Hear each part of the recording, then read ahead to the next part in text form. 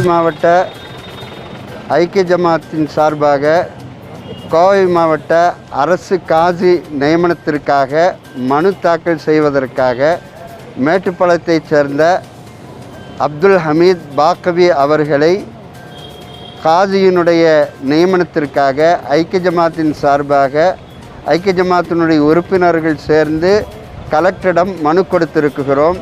அந்த மனுவை கலெக்டர் அவர்கள் ஏற்றுக்கொண்டு வருகிற 20ஆம் தேதிக்கு பின்னால் அதற்கு நல்ல முடிவுகளை சொல்கிறேன் என்று கலெக்டர் அவர்கள் கூறியிருக்கிறார்கள்.